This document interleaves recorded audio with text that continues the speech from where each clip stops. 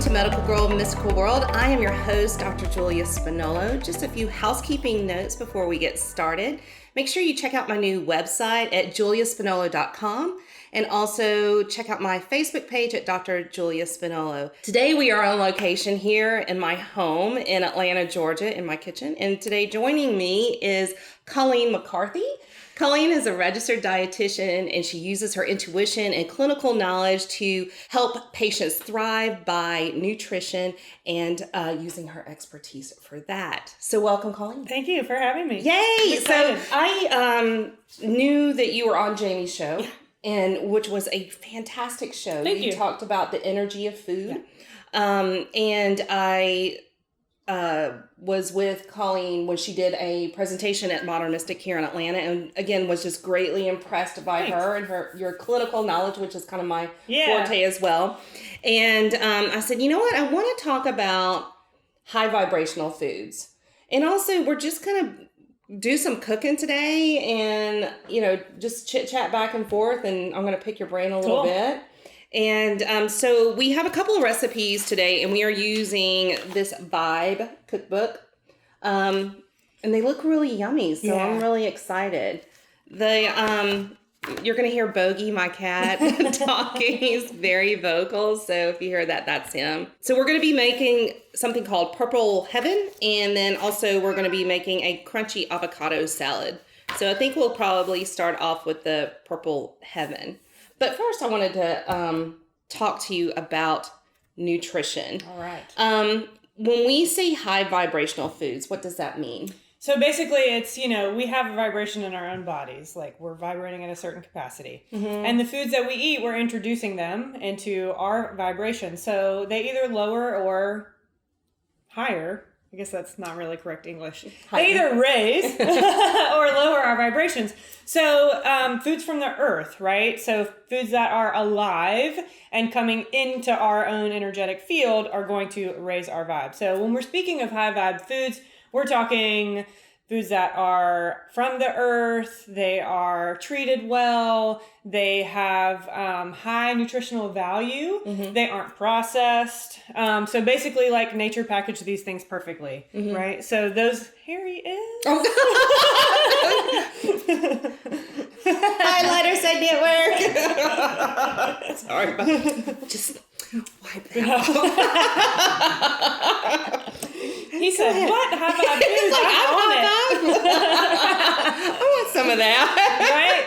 So, we're speaking to, like, grains, greens, colorful foods, those types of foods. Like, none of the mundane, processed type So foods. what do you think about with the color of food, their vibration? Like, this is red. Right. This would be good for our root chakra. That's right. So when we look at the colors of our different chakras, those foods like green is heart. We have, what do almonds? We have almonds. So nutties, those types of things are very grounding. Oh, right. There you go. So almonds, nuts. Perfect. Nuts. Almonds are nuts. Yeah. Legumes, things like that are very grounding as well. Okay. So they would be good for. So checking it out. Are you just checking it out? From upstairs. We'll just see how he goes. I need a squirt ball and be like, So nuts and legumes are grounding type foods. They bring us back into our bodies. They ground us into the earth because they are from the earth. I mean, most of these foods are from the earth, let's be honest. Mm-hmm. But nuts tend to pull the energy down and pull you back into your system. Mm-hmm.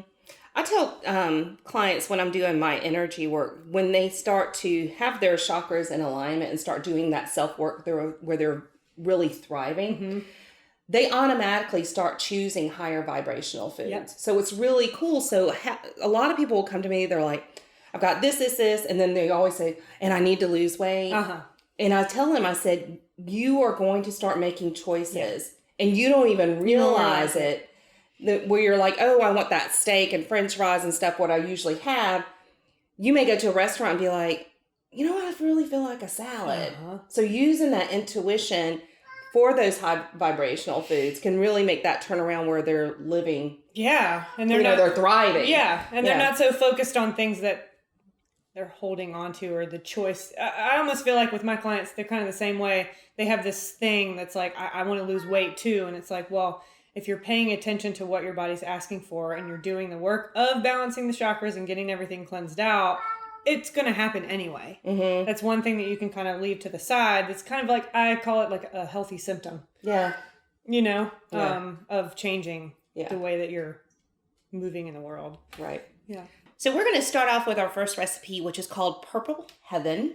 And so our ingredients, so if you want to get a pen and paper to write this down, we're going to have 2 cups of green cabbage, 2 cups of red cabbage, and I kind of put these together. These are golden raisins and pumpkin seeds. So for the golden raisins, you want 1/2 cup. And for the pumpkin seeds, and these are raw pumpkin seeds, 1/4 of a cup of those.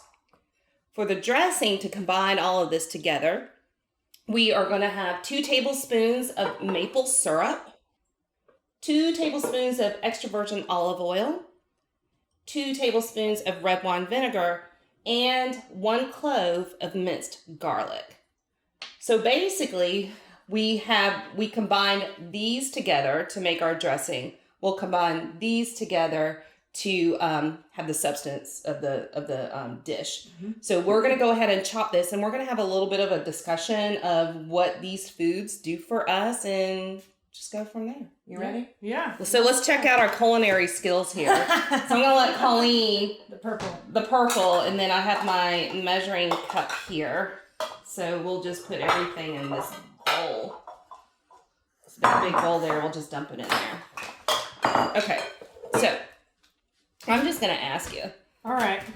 How did you get interested in nutrition? So when I've always kind of been interested in nutrition and what foods do for the body and things like that. I was a professional ballet dancer for years.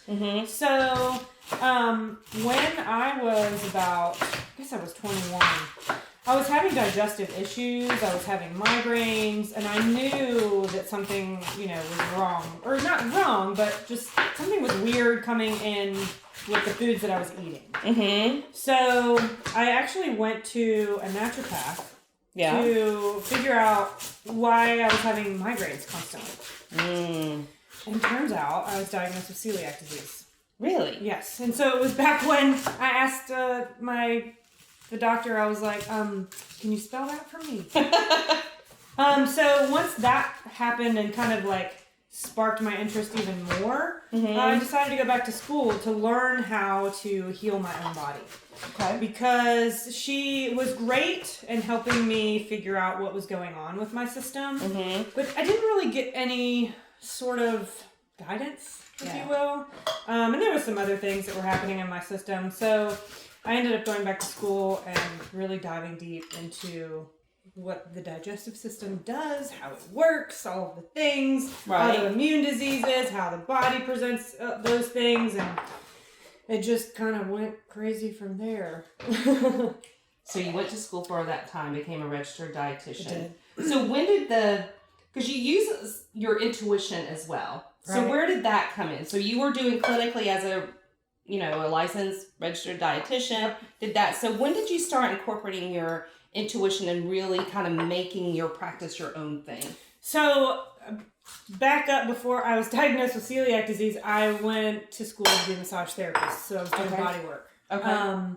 And so when I would give a session, I would come away feeling tired, moody, all of these things, and I had no idea what was going on. Right. I didn't know I was picking up on energetics and all of those things. Yeah. As a child, I would hear things and see things, and I just kind of shut it down because I was scared of it. Right. So it was actually when I was in school, I would just kind of know things. And I kind of felt like I shouldn't be knowing these things. I haven't studied this, you know what I mean? Why do I just know it? You know, like somebody would talk to me and I'd be like, oh, this is what's going on. I trusted it, but I didn't trust it because I didn't know what it was. Right. So then my Uncle Mike passed away. Mm-hmm. And it seemed like those abilities got heightened because I was wanting to connect with him. Yeah. So then I opened up my own practice. And then the knowing would just come in full speed, right? And so then I just started using it more and trusting it more. And then intuitive eating started coming in, and I was getting more and more information about my clients when we were in session that I shouldn't have known, but I did. Okay, so tell me about what intuitive eating is. So intuitive eating is basically reconnecting with your own intuition and following that, using cravings, getting out of so much the diet mentality of you should eat this and you should eat that based on what society says or what different books say. It's like coming back to your own sense of trust in your own system and paying attention to how certain foods make you feel. Right. Because it's different for everyone. I have some clients that blueberries give them heartburn. And that's just not a good idea. Yeah. And I have some, that carrots give them headaches. So why is that? Can you... is it just our physical makeup that causes that and it just doesn't jive? Yeah. Because I've been told that, and it's funny because our next recipe calls for celery. Yeah. And we're going to leave it out because I was telling Colleen that I can't eat celery because I get such horrible heartburn. And I'm like, this is supposed to be healthy. What's wrong with me? Right. Nothing's wrong with you. Yeah. It's just how your system, reacts to this different components in foods. Because celery, really, if you look, or if you read about it, it's supposed to be really good for digestion and the HCl in the stomach and all the enzymes. Right. But if your stomach is already healthy to a point where you have enough stomach acid, you have the enzymes that you need, you're breaking down food properly, you're eating the things that jive with your system, it's actually going to increase stomach acid, which is why you get heartburn. Oh. Right. So those people that don't have enough stomach acid, celery is great for them. So I have a lot of stomach acid. That's good. You break down your food. And I store it very well. That's really cool. It's so interesting. And this is what I deal with on a daily basis with my clients. We figure out what foods are fueling their immune system and their chakra system, because it's the same thing. And then what foods are creating, bringing the vibe down and creating inflammation, like bringing more heat than what needs to be in there. Yeah. So we just kind of clear it out. So I'm glad you, we're going to taste this in just a minute, but you're on a roll here and I want to continue with the conversation. Inflammation. It's a big buzzword now. Yeah. And then we have a lot of people taking turmeric now, which helps with inflammation. A lot of people are just grabbing turmeric because everybody else is doing, what the fad is. And I know that there's some validity of what the properties that it does to help the body. Curcumin. But let's kind of explore that and talk about it where it may not be necessary for people to take this. And it could be promoting the opposite effect. I've seen that. Okay.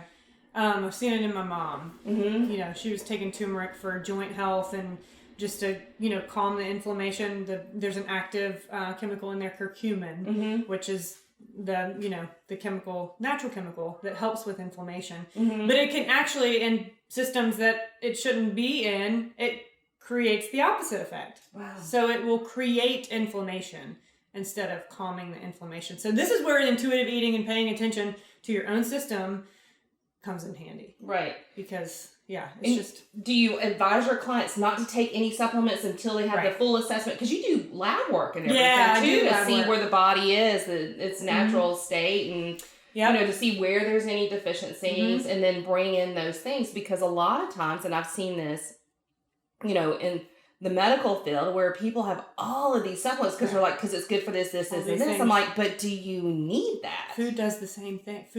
Your body likes natural ways of bringing in the nutrients. Yeah. It's going to absorb more coming in via food than it is a supplement. So, and then sometimes you overload the liver when you're taking too many supplements. I see it in my practice too. But I advise people to, once we start getting down with the food, I have them stop taking everything except for probiotic. I'll have them keep that gut health up that way. But I'll just windshield wiper all the supplements, cleanse it via food, and then we'll add back in what we need to add in. And that's another thing too, is a lot of people are doing that gut health with the bone broth. Yep. You know, and but it's all through food. It's all through food. Which is great. It's like a fueled detox. Yeah. Pretty much is what, Very cool. But some people, you know, there's a lot of talk of fermentation, fermented foods, things like that. I'm just working with a client right now who she's like, I'm eating all these fermented foods and I feel like, ugh, I just feel bad.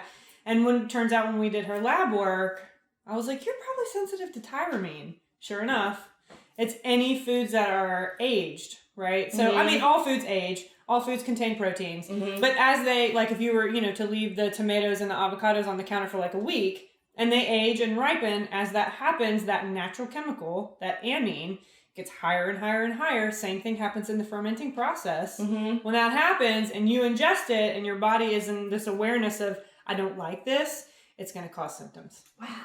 Yeah. Okay. We're going to pause for a minute because I want to try this out. And I think Jessie wants to try it out too.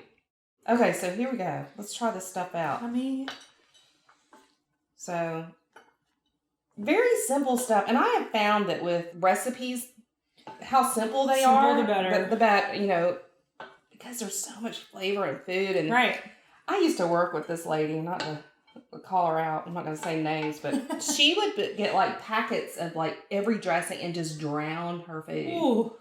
Ooh, I don't know your age, but when I was a kid, this was back in the early mid 70s, there was a cartoon. It was like, don't drown your food. It was all these little condiments coming in and pouring it on the lettuce. And it really doesn't. It's like you're, you know. Yeah, have some food. But I have that vision in my head. And I was just like, don't drown your food. And every time she'd do that, I'm like, are you tasting anything? Probably not. Grab us a couple of forks. Jesse, you want some? Absolutely. Okay, let's get Jesse to try this. He's going to come on camera for a minute. Come on, Jesse. And this is great for heart and third eye. Really? Yeah. So you got your... Here. Give you more. All right, Jesse. You ready? I'm ready. Here. Thank you. Yay. Yay. Okay, here it is. Here we go. Cheers, everybody. Cheers. Oh, that's good. Refreshing. Okay. Delicious. All right, so we have our next recipe, and it is called Crunchy Avocado Salad. So again, get your pens and paper out so we can go over the ingredients. We have 2 whole avocados. We have 3 Roma tomatoes, which we will dice up, and then we'll take this out and dice it up as well.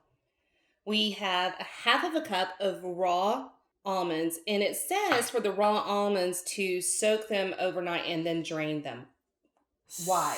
Well, because there's a particular acid that's in them. You know, if you have time, do it. If you don't, just make sure they're organic. Okay. It's not a big deal. Okay. So they can get the organic ones from the store. They're sliced and it's already okay. Great. And I bought the organic. It's the like almond slivers. Yeah. But they say coarsely chopped, so I think it'll work just fine because it's just adding the crunch. They also ask for 1 to 2 stalks of celery finely chopped, but again, because of my sensitivity, we're gonna leave it out. We're gonna leave it out, but it's okay. So if you want to add that 1 to 2 stalks of celery finely chopped, also 1 green onion diced, which we have here, and we have 1/4 cup of cilantro. We're gonna need a tablespoon of fresh lemon juice. We have spike, which I've never heard of until you gave me these recipes. This is it's a seasoning. It's like a seasoning salt. Yeah, basically. Basically what it is. So the ingredients, so I've never tried it, so I was like, why not? Yeah, we'll buy it. So this is to season to taste. Yep. And then 1 to 2 tablespoons of nutritional yeast or brewer's yeast.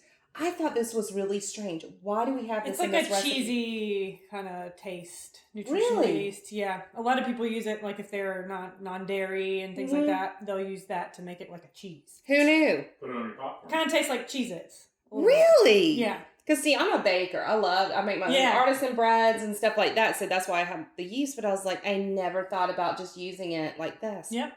There you go. Mm-hmm. And also for taste, if you wanted to have cayenne pepper, a little heat, kick it up a notch. Mm-hmm. So let's get started here, and then we'll kind of continue talking. That's really cool. I'm so glad that. Yeah. Because I was looking at the recipe, I'm like, why are we doing that? Yeah, it's just another form of like a seasoning, and it kind of adds. So the flavoring and stuff. What about the nutritional? Is there any nutritional value for it? I mean, there is, but it's B vitamins and things like that. Okay. But yeah, a lot of I have a couple clients that use it, but then again, like if you're sensitive to yeasty foods, and you have had a history with like candida overgrowth, things like that, probably not the best thing to add. I'm so glad you talked about that. That is another buzzword that people talk about is their sensitivity to yeast. Now, let's talk about this, but I will tell you where they're getting it from. But go ahead and tell me about the yeast. So a lot of people are like, oh, I have candida overgrowth, like I'm sensitive to yeast. And really, everybody has candida that lines your sinuses all the way down to your digestive tract, right? Yep. So a lot of times they'll want to kill the candida, right? The overgrowth. But what that is it's actually a smoke signal for something else that's going on. Because when you have pathogens coming in, the yeast, candida, is eating it all up to try and keep you healthy. Right. So when you just target the candida overgrowth, you're not really doing anything to help yourself. Right. And unless you're going to the root cause of what's causing this, what's coming in. Yes. Right? So thank you for stating that. Getting to the root cause of just not going by what everybody says that it is. I mean, you got to have all that, a full comprehensive workup done. Yeah, instead of just guessing, because you can end up hurting yourself. Yeah. And you can end up malnourished and in a world of hurt. Yeah. And then you're going to have to come see me. So I'm not doing this avocado very graceful, you guys. I was trying to like scoop it out and it's just not. So I'm just making a mess. Anyway, but so the reason why I asked that is because a lot of people have gotten on the bandwagon with the medical medium, and he covers this stuff. Now, I read the book. Yes, I did too. Because I, being an intuitive myself, but also a medical professional, I was like, okay, what's this guy saying? And is there any, validity to it? And I know that there's, because you kind of act as a medical medium too. Intuitive, yeah. But I back it by science. I back it with science. You back it by science, but you look at the individual. Yes. Because what I found with this book, and it's not to say that some of these people did not have great things happen to them by following his advice, but the thing is that if you look at the book, you're taking a diagnosis and you have one person that did well on it. Yep. And you can't do that for because everybody is different. So when people say, like, there was something. There's Boggie the cat giving his commentary. He is. He's the little sous chef off camera. But it was where I think it was somebody that with depression, which is something that you don't want to really mess with. And so I was thinking that people that are depressed, they may say, well, if I eat this or take this herb or whatever, I'm going to be cured. And that's not the thing. I mean, a lot of people, I think it's people. Weird. Yeah, people need to have different components of things to help them. Not one person can solve or cure anybody. No. But having like a nutritionist, an energy worker, a physician, there's a village, a therapist, bringing all of those components together to get that wholesome health care instead of like here guessing, eat celery juice. Celery juice, and poof, you're better. It just doesn't. It doesn't. No. And it's, it's the fact of the matter of like you said, it's one person and it's very general. Mm-hmm. But the other thing, I feel like when, he's having all of these results and people are, feeling somewhat cured and better, they don't tell you what they were eating before and how they were eating. You know, if they just change their diet, a lot of stuff is going to shift. Right. So, you know, that's just one component of maybe they weren't eating so hot and then they just decided to go full speed with his protocol, which is not really a protocol. It's just suggestions. Yeah. That really aren't backed by enough science. Mm-hmm. That's kind of how I look at it. I'm like, well, you changed a lot of what was coming in nutritionally. So, of course, things are going to get better. Right.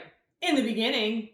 But I know from working with clients, and you probably see this too, is when you get to one layer, there's a deeper layer that comes up. Right. And there's a deeper layer that comes up that needs to be addressed. So, yeah, I read the book because I had a lot of clients come in and say that they were doing all this stuff. And I'm like, wait a second, I got to, get in on, at least understand what he's claiming. Right. And what he's giving out. Yeah. There's just a lot of controversy. I do, and it's not that I doubt his ability, but it's that, okay, I have this one person, this is what work, I'm going to write a book about it and have all these things in there, and then people that say, well, I have this. The internet is a scary thing, y'all. Yeah, it is. People will sit there and self-diagnose and say, I've got this. A, B, C, D, yeah. And, this is how we're going to, fix it when they're doing their Google search on their symptoms. That's why they have practitioners like us. That's why we do what we do. That's right. Okay, so let me put this in here. But yeah, I wanted to cover that because it's I do a lot of our people because they do want to do the holistic. Yeah. I mean, and I give it to them. They're doing like, I'm going to put this right there. Sure. They're it's changing what's coming in via diet. So there is validity to it, but the fact of the matter is like you have to look at the whole system. Right. And, I don't doubt his abilities either, but I do get a little nervous when clients roll up and they're taking all of his supplements and they're doing all these things and they're on these medications and it just makes me nervous. Yeah. Because things can interact and, it can become a little bit of an issue. Yeah. So, yeah. But just be careful again. Pay attention to your body. If something doesn't sit right, then it's probably not right. Right. If you have heartburn after you eat celery, stop eating it. And it's so funny because I will know if something has celery. If it's not visible, even if it's like celery salt, I'm like, oh snap, that stuff has celery in it. Heartburn. And it's probably immediate. Right? Yeah, it is. I was like, yeah. But it tastes so good. Okay, so let's, did they say, let's see. Make sure I got everything here, y'all. Okay, so 1 tablespoon. So I got a bunch here. I got 2 tablespoons. Okay, so we got that. If you want to throw these things in there. Cilantro. Let's see, I'll do the green onions. And then we'll do the yeast, which I never knew anything about. Nutritional yeast. So I'll just do this by taste. Do we want cayenne pepper, guys? Or y'all want a little heat or no? Absolutely. Sure, why not? I have to beat it. You have to beat it. Let me get this thing moving. Should I get the thing out or just sprinkle it? Oh, that's probably good. It's going to be very well. That's for Julia Child. Well, I won't do the same with the cayenne. We'll just do just a little bit. How's that? There we go. That's probably good. Okay. Okay, so let's mix this goodness up. This looks delicious. Yeah. I hope I didn't put too much of the seasoning in. I'm sure it's fine. Should we write our last will to testament here? Like, Julia, we got overdosed by this spike stuff. I'm like... I did that with pepper one time. Just didn't know that the top... it has the top with the holes in it, and then it has a little flap. Well, the little flap broke, and I forgot, so I just picked it up out of our thing and just went... All right, let's try this stuff. All right. Hopefully. I mean, the season is pretty in there, but we'll see. I don't think it was too much. Here, bring me your plate. Okay, so we're going to try. We'll save some for Jessie, maybe. Oh, my tomatoes. I know. Come up. Mmm. That's good. Mm-hmm. No, the seasoning did fine. Mm-hmm. It's actually perfect. Perfect. Mm-hmm. Yeah, the almonds are nice and crunchy. Delish. I'm trying to think of what you could pair this dish with. Like some grilled chicken if you're a meat grilled eater. chicken. What about for vegetarians or vegans? You could probably add some beans to it. Mm-hmm. Some black beans. Even garbanzo beans would be good in this. Mm-hmm. Roasted garbanzo beans. Delish. Then it's a complete meal. Mhm. You got protein. Fat, good fat. You got your tomatoes with tons of lycopene in it, which is good for the eyeballs. Delish. Mm-hmm. Well. She's like, we're just gonna eat. Yeah. Y'all can just watch us eat. No. But, So, Colleen, Yes. thank you so much for coming to my This was kitchen. fun. This was Thanks so for much having fun. me. Yeah. So, you guys, check out Colleen. How can they get in touch with you? So I'm an Instagram girl. You can find me on Instagram at ColleenMCC_. I also have a Facebook page. It's Colleen McCarthy RDN. And I'm on, my website is colleen-mccarthy.com. Perfect. I'm sure you'll be getting a lot of people checking out your Perfect. site. Cool. Thank you guys so much for such a great second season. And remember, health is not just about medicine. Bye. Did I have cilantro on my teeth? Nope.